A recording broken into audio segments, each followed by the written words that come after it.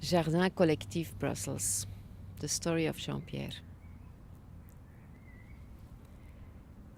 If I have to choose the most beautiful place in Brussels, I would go for the Jardin Collectif in Molenbeek. It lies on the slopes of Tour and Taxi, a former shipping and custom hub.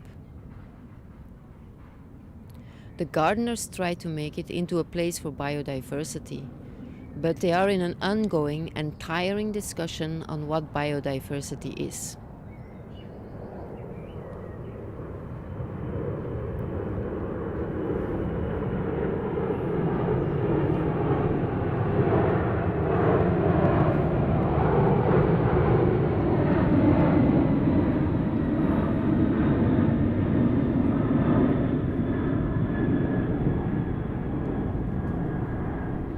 That's a pity, says Jean-Pierre, my guide.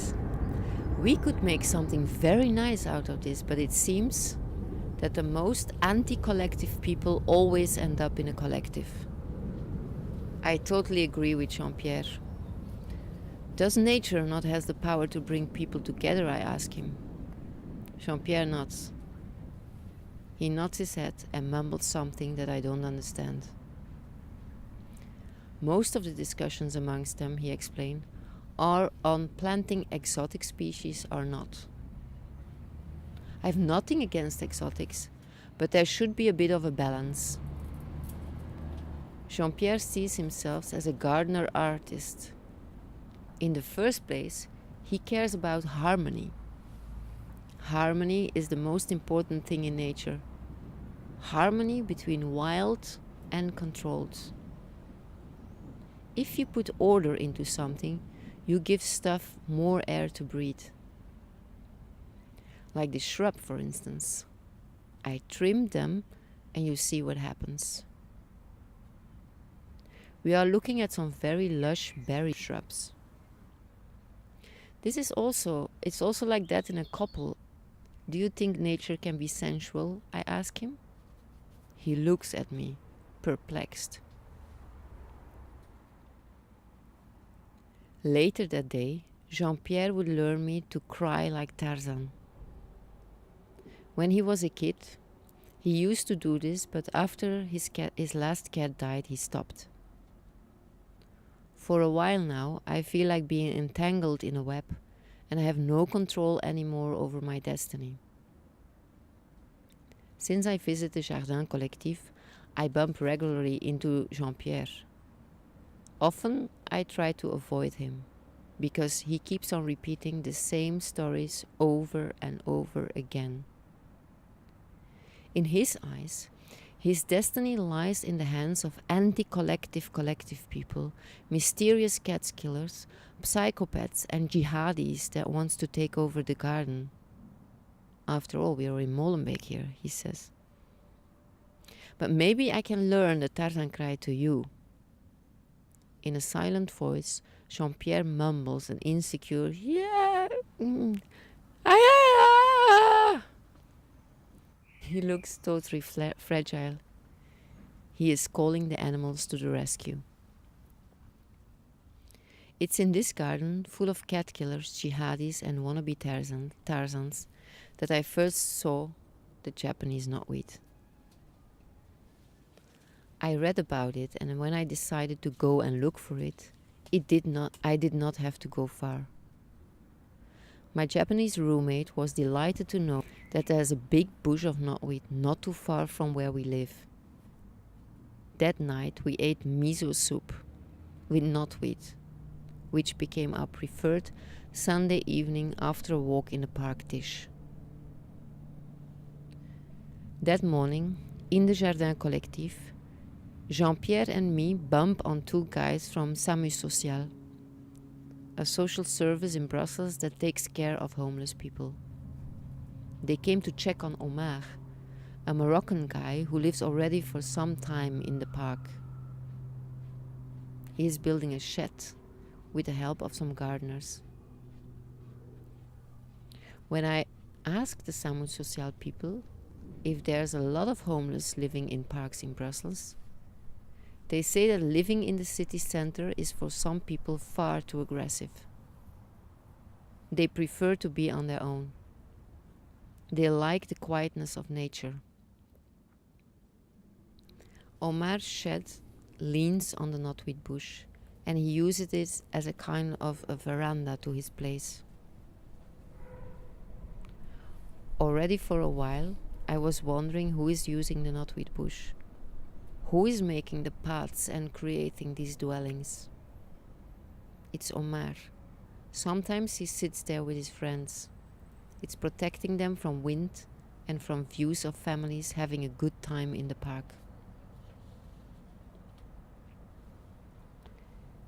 Nature as a refuge is old, and for me until recently it seemed a very old-fashioned theme. Nature as a perfect hideout to charge batteries far away from civilization.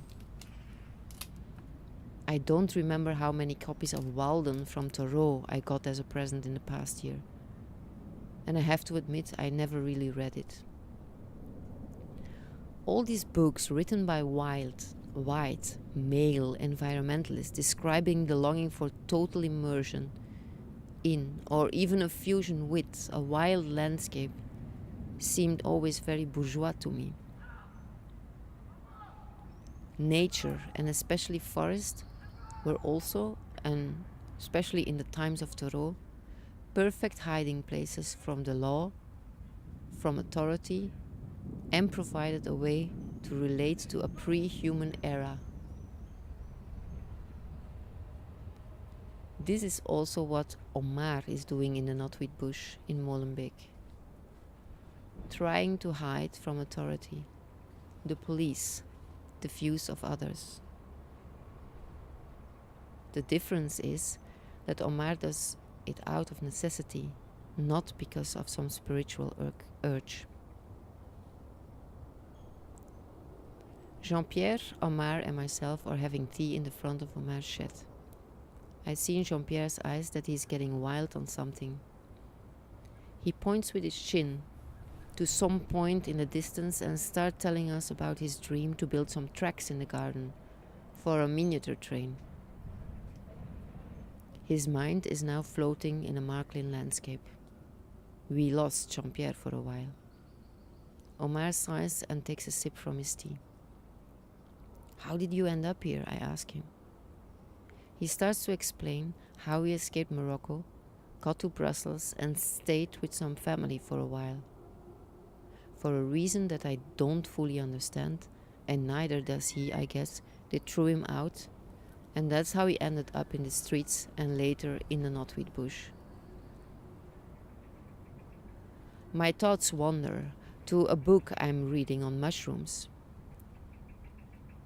Perhaps the outrage meriting a name like Anthropocene is about the deconstruction of places and times of refuge for people and other critters. Right now, the world is full of refugees, human and not, without refuge, writes Anat Singh in Matsutake, the mushroom at the end of the world. I look at the knotweed in our bags, and a storm of questions get unchanged in my head. How to inhabit the blind logic of plants? How to think of invasive plants as a home? How to think nature as an oikos, as a host, when Mother Nature herself becomes the enemy? And what does home means anyway when ecosystems get shaped by invasions and habitat loss? In times of climate change, there is an actual word for this feeling, solastalgia.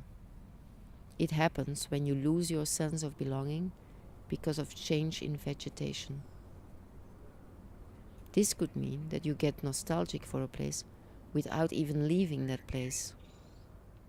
I look at Omar and back to Jean-Pierre, each of us absorbed in his own world.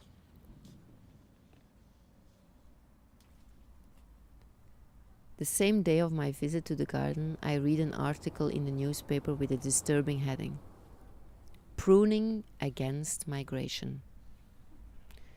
50 trees were cut down along the highway somewhere in Flanders because they were used as a hiding place by trans-migrants, people who want to cross the sea to reach the UK.